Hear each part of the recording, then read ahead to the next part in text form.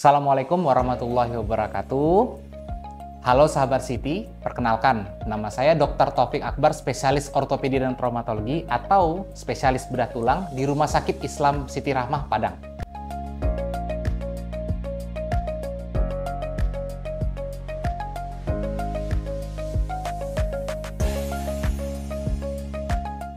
Sahabat Siti sekalian, pada Besti kali ini kita akan membahas tentang patah tulang atau dikenal juga dengan fraktur.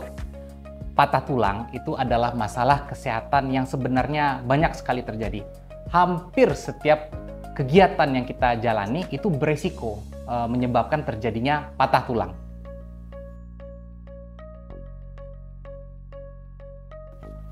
Jadi, bagaimana sih cara dokter menangani patah tulang itu sendiri? Mungkin sahabat Siti sekalian penasaran ya. Jadi, kami mengenalnya dengan pendekatan 4R. R yang pertama itu adalah recognize atau mengenali atau mendiagnosis. Bagaimana cara dokter melakukan pengenalan terhadap patah tulang? Yang pertama kita harus melakukan anamnesis atau wawancara medis. Kita tanyakan bagaimana sih cara mekanisme jatuhnya, kapan terjadinya, apakah ada cedera lain yang menyertai kira-kira.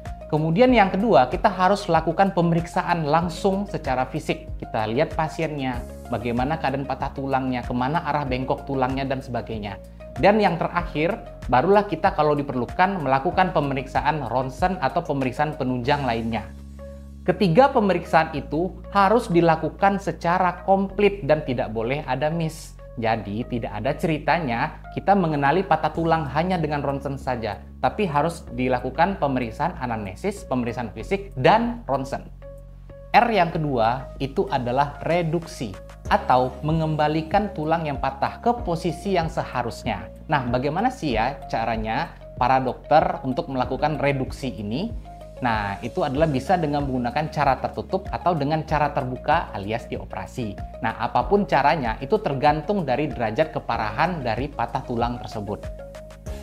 R yang ketiga itu adalah retaining atau mempertahankan tulang pada posisi yang semula dengan berbagai macam metode. Nah, gimana sih ya cara dokter untuk mempertahankan tulang itu tetap berada di posisi yang terbaiknya? Itu ada banyak sekali loh caranya. Bisa mulai dari sekedar dipasang gips ya, bisa dengan menggunakan berbagai macam jenis pen atau implan, dan bisa kawat, bisa plate dan skru dan sebagainya.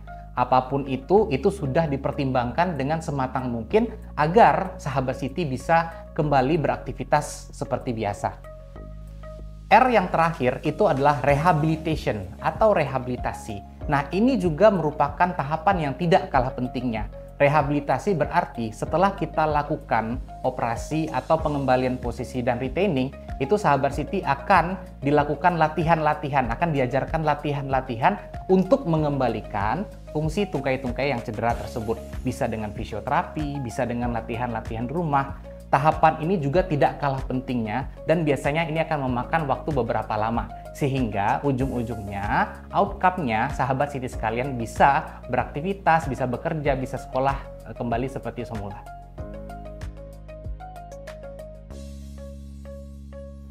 Nah, bagaimana sih atau apa sih yang akan terjadi apabila patah tulang itu tidak ditangani dengan tepat atau tidak ditangani dengan segera? Ada beberapa hal atau beberapa efek samping yang bisa terjadi. Yang pertama itu adalah tulang yang patah itu bisa menyambung dengan posisi bengkok atau bahkan bisa tidak menyambung sama sekali. Yang kedua, tulang yang patah dan memiliki luka itu bisa saja itu akan mengalami infeksi yang berat, itu bahkan bisa sampai menyebabkan kematian dari tungkai tersebut. Yang ketiga, itu bisa saja apabila tidak ditangani dengan tepat, tungkai yang patah itu tidak akan kembali lagi fungsinya seperti sedia kala, sehingga menyebabkan gangguan dalam aktivitas sehari-hari dan nyeri yang berkepanjangan.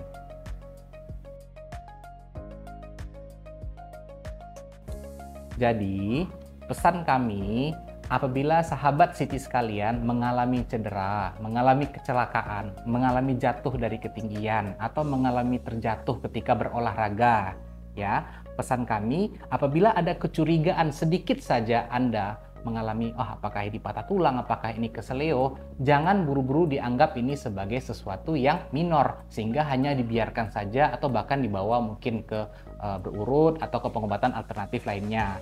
Lebih baik Anda mengalami kekhawatiran, tapi ternyata tidak terjadi apa-apa, dibandingkan hanya dibiarkan saja, tapi ternyata terjadi yang serius. Nah, itu dia tadi penjelasan yang singkat tentang patah tulang atau fraktur. Semoga bermanfaat, semoga membantu sahabat Siti sekalian untuk lebih memahami tentang apa itu patah tulang dan bagaimana cara kami para dokter untuk menanganinya. Saya Dr. Taufik, spesialis ortopedi dan traumatologi. Sampai bertemu di Besti di lain waktu.